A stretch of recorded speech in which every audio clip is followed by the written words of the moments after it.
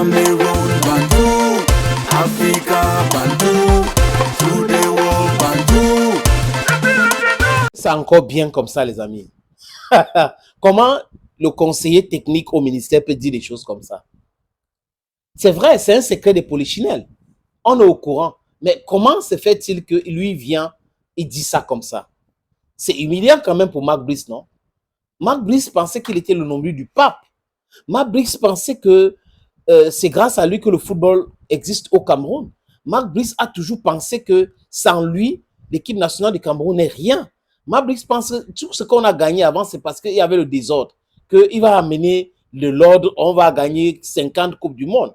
Mais Mark Brice, c'était lui le patron de football. Et comment est-ce que le ministre peut négocier avec le président de la Fédération camerounaise de football, par ricochet avec la fédération, et n'est pas informé Mark Brice? C'est humiliant, les amis, à la limite. Ce n'est pas normal. Mark Brice peut porter plainte à la Cour pénale du football. Ouais. J'avais dit ici, les amis, quote me, j'avais dit ici que on a tellement mal expliqué le Cameroun à Mark Brice. Qu'on lui a tellement mal expliqué le Cameroun, au point où il a pensé qu'il maîtrise le Cameroun. Et les gens qui l'entouraient, c'est des gens qui sont dans l'esbrouf. C'est des gens qui disent des choses, alors concrètement, ils ne peuvent rien. Ils ne représentent pas grand chose. Le ministre, certes, représente grand chose. Mais le ministre a essayé de faire quelque chose avec la complicité de certaines personnes. Ça n'a pas marché. Ça n'a pas du tout marché. Il est parti de l'humiliation à humiliation. Et le ministre et ses soutiens étaient donc obligés de mettre la pédale douce pour essayer d'arrêter cette honte-là qu'ils ont subie à Kampala. C'était une honte monumentale, les amis. Les gars partent louer l'hôtel à 3 heures du site du match et les gars ne se sont pas entraînés parce qu'il y avait des embouteillages. Et Cyril Toulou avait dit à l'époque là, les amis, que s'ils savaient les Lions devaient loger à l'hôtel que la FECAFO les avait réservé. Ah oui, mais leur problème n'est pas de faire loger les Lions à l'hôtel que la FECAFO a réservé. Le problème, c'est comment faire pour que le staff qu'on avait humilié en Angola parce qu'il n'avait pas de chambre, trouve une chambre ou des chambres pour sauver la face. Parce qu'il y avait 2 staffs. Un qui est nommé, qui avait été nommé illégalement par le ministre sans respecter le décret de 2014 ni la convention de 2015, et l'autre qui avait été nommé par la Fédération camerounaise de football and they were in their prerogative. You're getting the point. Donc, tout cela, les amis, plus la réunion à la primature pour les demander d'aller jouer le match à Garoua. Ils ont dit qu'ils ne veulent pas aller jouer le match. Non, on ne veut pas à Garoua, on n'est pas à Garoua. On ne va pas aller. Le ministre a dit l'État est debout, l'État est debout, et l'État s'est assis.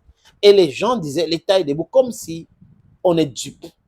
Comme si l'État, c'est un individu ou son groupe de personnes qui sont dans un bureau. C'est ça l'État. Non, ce n'était pas eux l'État. L'État, c'est tout le monde. L'État, c'est quand on respecte le droit, quand on respecte les textes qui réglementent tous les secteurs. Si vous ne respectez pas cela, vous ne pouvez pas venir dire que l'État est debout. Ça veut dire que vous êtes dans l'abus. Et dans l'abus, on peut contester la décision que vous prenez et même aller au tribunal. Les tribunaux administratifs existent. Et là, ça fait très mal encore à Mark Brice. Pourquoi, les amis? Avec Raphaël Nkwa, Charles Nongo, certainement, parce que c'est lui le patron de la CATV, une émission ne peut pas passer comme ça sans qu'il n'avance de ce que le sélectionneur va annoncer sa liste des présélectionnés en direct à la télé, sans toutefois informer la fédération, son patron, son véritable patron d'ailleurs. Et on a un monsieur qui vient à la télé, on le présente comme le team presse des Lions Indomptables.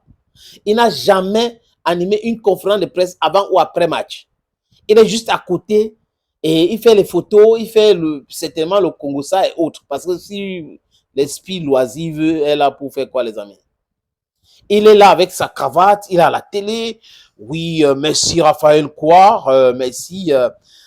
J'ai eu l'onction de mon patron, Mark Brice. Il faut que tu le prends, il est en Zoom. Et Raphaël Kouar qui rangeait de l'autre côté. Monsieur le sélectionneur, il faut aller doucement. Il faut aller doucement. Le satellite, parce que nous sommes satellite. Zoom. Zoom, c'est un software. C'est une application, monsieur Raphaël, quoi. Qui vous avait même dit que parce que vous êtes journaliste de la CATV, le poste de Team Presse vous appartenait? Qui vous avait même trompé comme ça? On vous avait expliqué ça où? Parce que je suis sûr que Raphaël Kwa défendait Jermaine Noël Sengui comme ça en disant que lui-même, peut-être demain, quand il est en retraite, il sera Team Presse de Lyon Indomptable. C'est-à-dire que tu as tout grillé. Il a grillé. Ce n'est plus possible. Ce n'est plus possible parce que dans la tête, c'est que oui, Eto'o va tomber et vraiment, on va voir. Et la chaîne nationale avec des journalistes chevronnés, professionnels, se sont transformés en communicants, parfois en propagandistes. C'est quand même terrible. C'est quand même terrible. Et Céline Tourou vient hit the last nail on the coffin of Mark Brice. Céline Tourou dit que, les amis, que Mark Brice n'était même pas au courant du réaménagement. Parce que s'il était au courant de ce réaménagement, il ne devait pas faire faute. Quelle humiliation. Donc, ça veut dire que Mark Brice, quand on a fini d'arranger le problème, on lui dit, monsieur, tu es venu ici travailler, tu n'es pas venu ici pour le reste, ça ne te concerne pas. On te donne le staff qu'on te donne, tu travailles, tu ne veux pas travailler, tu dégages. Voilà le message qu'on envoie à Mark Brice. Tu n'es pas si important que ça. Tu travailles avec des gens qu'on t'a donné un point, c'est tout. Mark Brice était allé voir qui? Le commissaire du match Cameroun-Zimbabwe, c'est pas moi qui le dis. Koum Vondo l'a dit dans une de ses sorties pour demander au commissaire de changer l'équipe, qu'il ne veut pas travailler avec ceci, il veut travailler avec cela. Et c'est comme ça que ça se passe. Mark Brice, il ignore beaucoup de choses, les amis. Il ignore même le jour de son licenciement parce que ce n'est pas très loin. C'est proche. Il va tomber dans ses propres pièges parce que c'est quelqu'un qui n'aime pas respecter les règles. Il va voir. Ah, boum! Ouais. Il va porter plainte même au ciel. Ça ne va pas passer. Thank you, friends. And bye-bye.